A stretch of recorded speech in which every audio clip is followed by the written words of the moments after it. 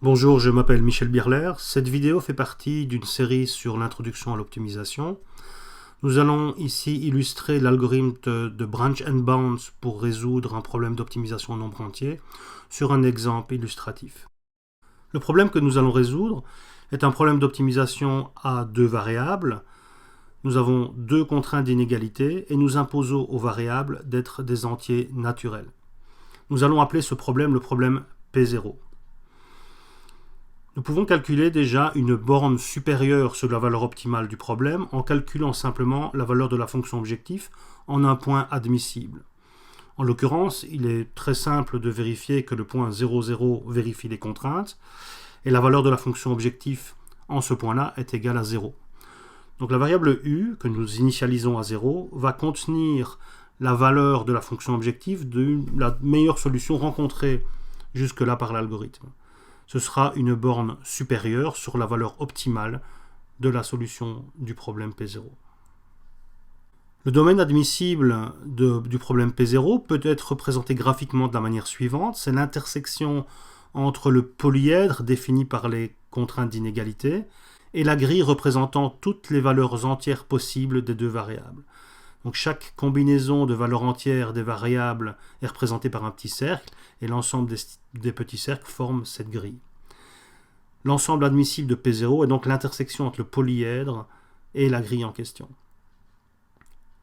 Pour ce petit exemple, nous constatons qu'il y a exactement 11 solutions admissibles.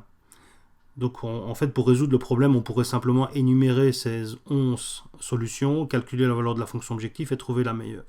Ce serait possible. Mais nous n'allons pas faire ainsi, nous allons appliquer l'algorithme de branch and bound pour pouvoir l'illustrer sur ce petit exemple très simple.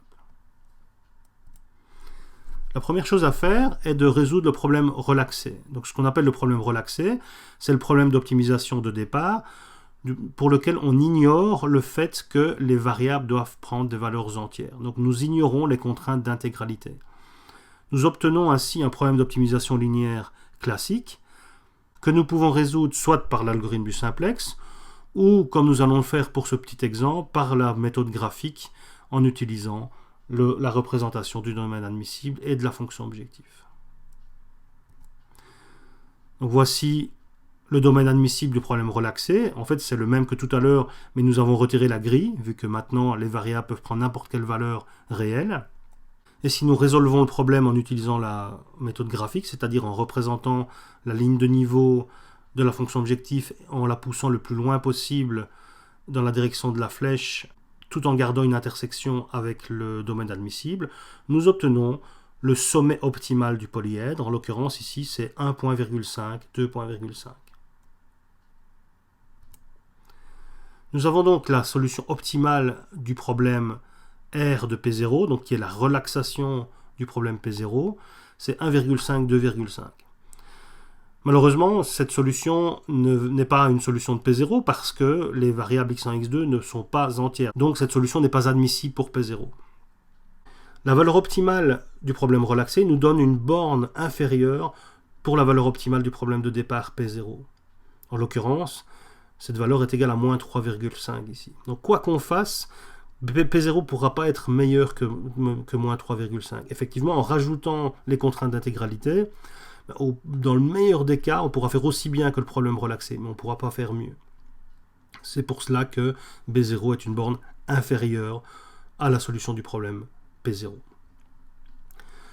Maintenant, pour avancer dans l'algorithme, nous devons faire ce que nous appelons un branching. Le branching consiste à partitionner le domaine admissible du problème P0. Pour faire ça, nous allons, dans le tableau ci-dessous, intégrer deux copies du problème P0, deux copies identiques du problème P0.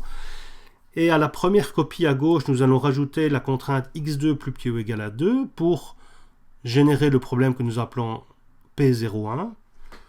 Et dans la partie de droite, nous allons imposer la contrainte x2 plus grand ou égal à 3 pour générer le problème P02.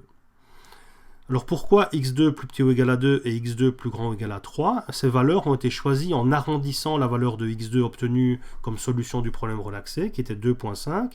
Si nous arrondissons x2 égale 2.5 vers le bas, nous obtenons 2.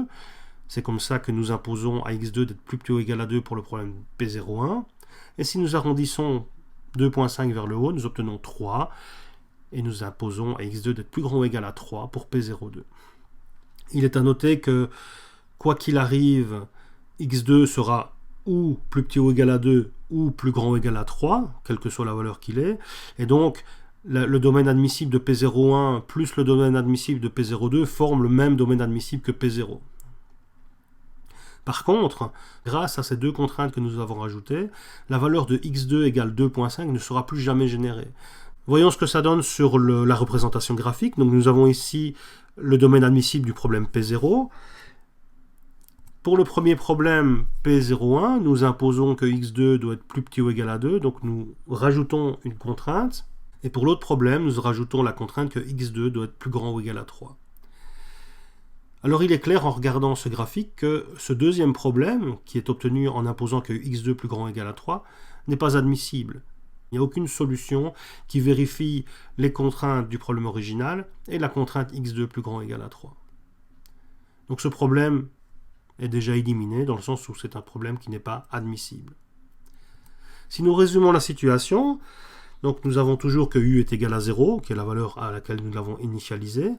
Nous avons calculé une borne pour P0, elle est égale à moins 3,5, qui est représentée entre crochets dans le nœud correspondant.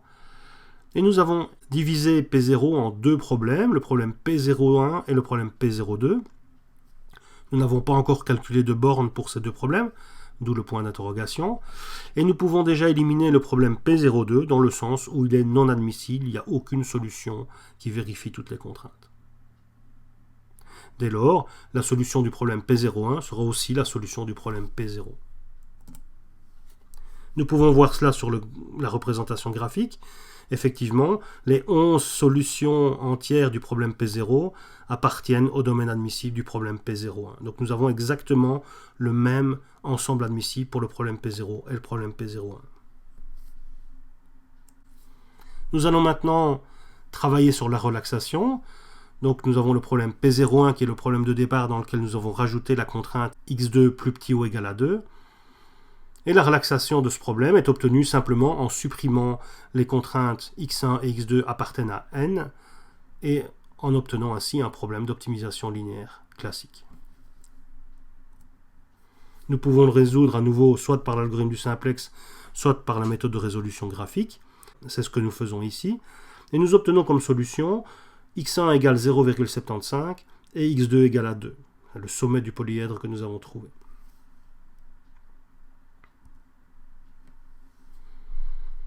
Ce n'est pas encore une solution en nombre entier. Donc x2 est maintenant entier, mais x1 ne l'est pas.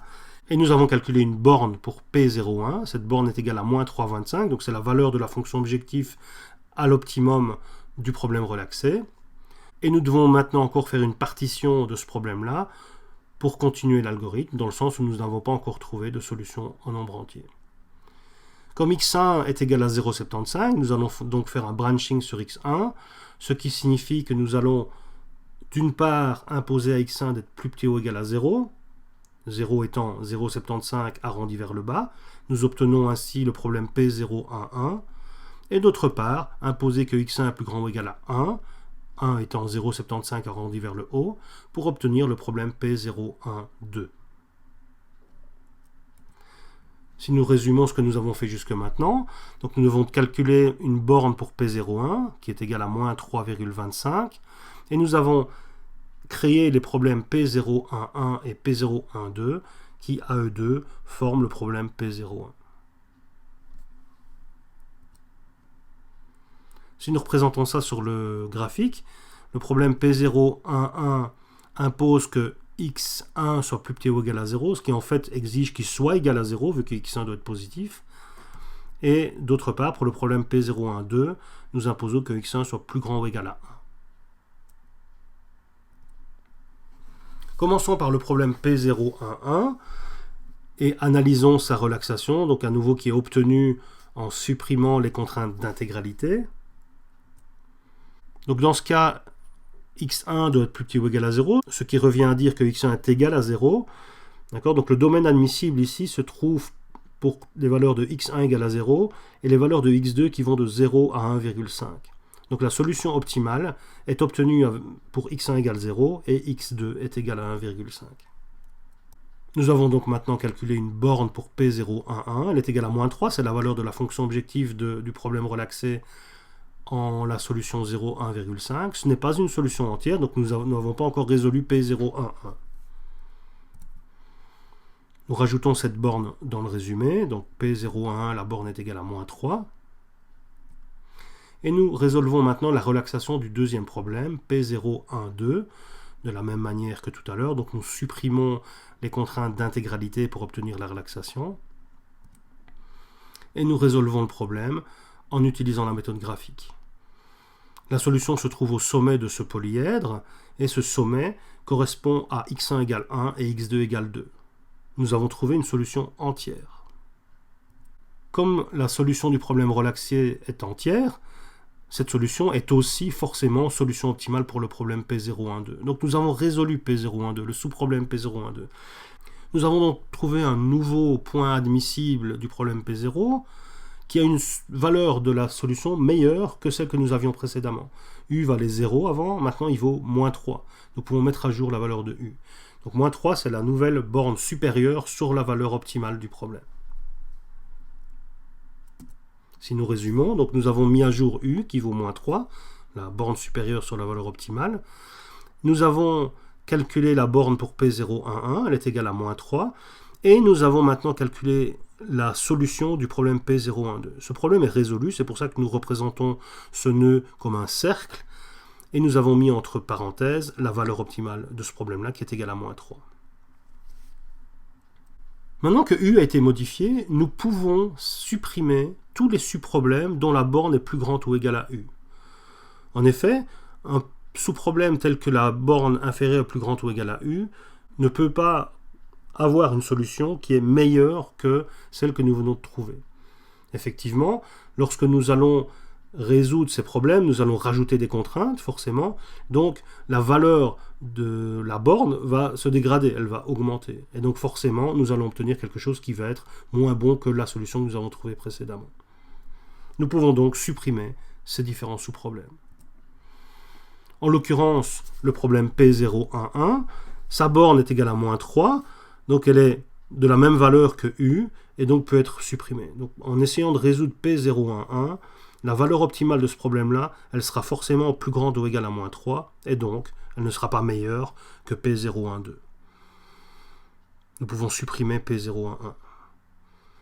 Dès lors, nous avons trouvé la solution de P0,1. Effectivement, la solution optimale de P0,1, c'est soit la solution optimale de P0,11, soit la solution optimale de P0,12.